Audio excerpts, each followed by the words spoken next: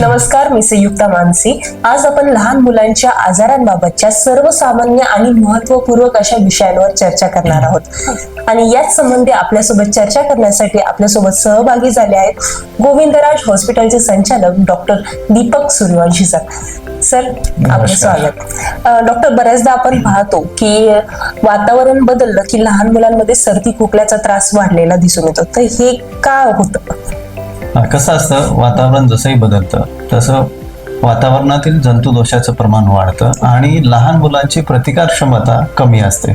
साधारण पहिले 5 वर्षापर्यंत प्रतिकार क्षमता कमी असल्यामुळं आणि बाळांना ते जंतू नवीन असल्यामुळे बाळ नेहमी आजारी पडतात. जसं आता तुम्ही सांगितलं की सर्दी खोकला का होतो, परंतु याची काही लक्षणे असतात सर? लक्षणामध्ये प्रथमतः थोडंसं नाकाला पाणी येतं किंवा नाक जाम होतं. ओके. दुसरी लक्षणं असतात की ताप येणे, तापाचं प्रमाण कधी कमी कधी जास्त असू शकतं. आणि तिसरं लक्षण असतं खोकला येणे. त्याच्यासोबत कधी कधी बाळांना लूज मोशन्स म्हणजे अतिसार पण लागू शकतात. ओके. आता तुम्ही सर्दी खोकल्याची विविध लक्षणे सांगितली, परंतु यावर कोणते उपचार किंवा कोणत्या प्रकारचे उपचार शक्य आहेत?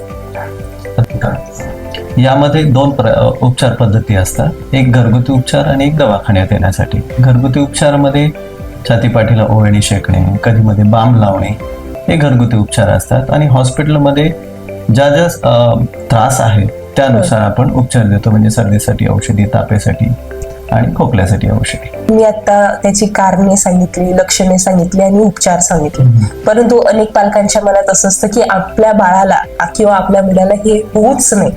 तर यासाठी तुम्ही काय पालकांना संदेश देणार? हे टाळण्यासाठी आपल्याला 2-3 गोष्टी कराव्या लागतात. एक, बाहेरचं खाणं टाळणे किंवा आजारी माणसाशी संपर्क कमी ठेवणे. दुसरं, पाणी उकळून थंड करून पिणे. आणि चौथी गोष्ट आहे लसीकरण. या 4 गोष्टी जर केल्या तर आपण 50 ते 60% आजार टाळू शकतो. धन्यवाद सर, तुम्ही इतकी छान माहिती दिलीत. तुम्हीही अधिक माहितीसाठी गोविंदराज हॉस्पिटलला भेट देऊ शकता.